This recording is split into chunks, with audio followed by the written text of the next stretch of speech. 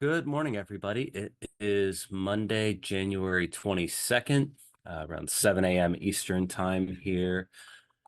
And we're going to do a quick overview of the week. Just a quick reminder that futures trading and derivatives trading is inherently risky, and past performance is not indicative of future gains. We'll start today with a quick overview of the ES. And from the Commitment of Traders report, we can see that commercials have a position, which is an inventory.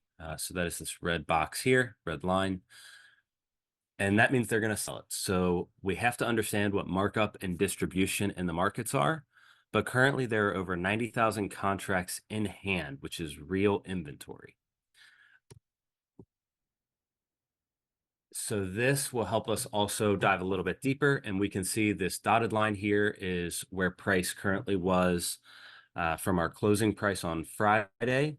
And you can see that above us, this is real money, real product sitting on the shelves, not ready on the books for the traders. So what we do is we take that and some other tools that we have, and we put together our levels. These levels went out on Sunday at 11:30 to our students. And you can see that we had the Globex low. We talked about 84 being a significant level, which is kind of where we hit, pulled back. Now we're pushing over, and our target's going to be this 94 to 99 area, as commercials will look to sell some of that product. During spring and summer of 2020, if you remember the COVID environment, when Walmart and Costco ran out of toilet paper and everybody was scrambling, it wasn't because people had pre-sold it on eBay in hopes of making a buck, although a few people did that, but it's that there was a lack of supply. So when we hear that people are trapped or there is an agenda at play, make sure you understand where the tools are so you can give you an advantage, because every day as traders, we're going up against the most driven and brightest minds in the world. So why not give yourself an advantage? We'll dive into a couple other trades here as well that we've got. So we've got the NASDAQ and oil today.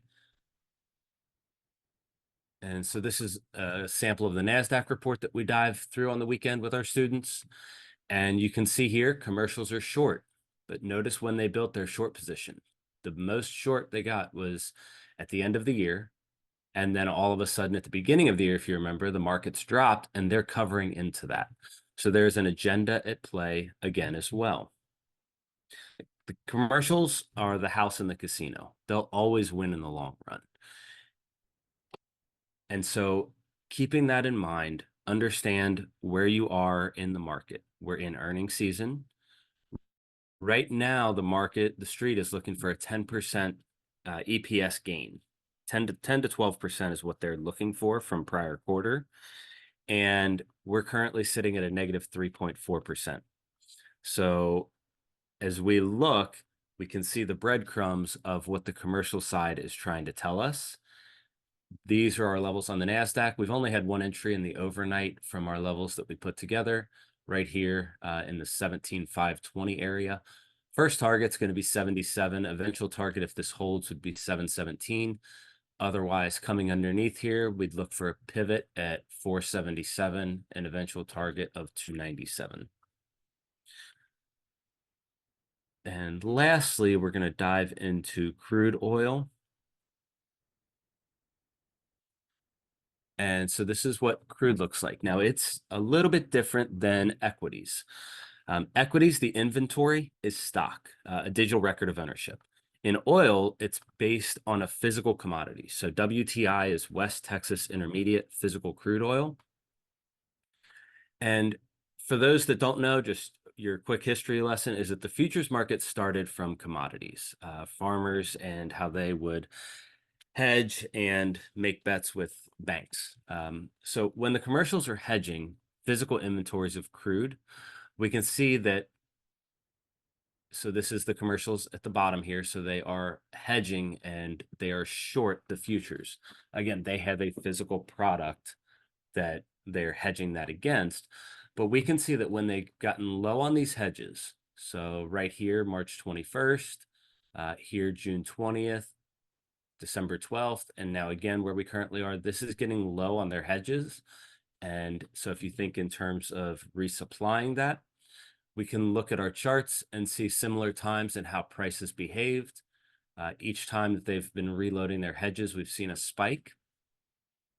And so with where we currently are in the market, from a macro perspective, we can then tie this in and look on oil itself and start making plans for swing trades and longer trades, knowing what the agenda is likely to be. Then we break that down to our daily trading time frame, and we have several other tools that we use to put together these levels. But so far, we've come right into the ideal long area, and this is your first exit for a nice 100 ticks on oil. Pretty easy, smooth trade from London Open until now. If this holds, we would target 74.56 and eventually 75.21. The orange boxes are areas where price is likely to be very sticky.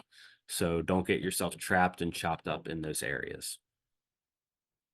If you have any questions, I hope to see you check us out at Sticks Trading. Have a great day out there.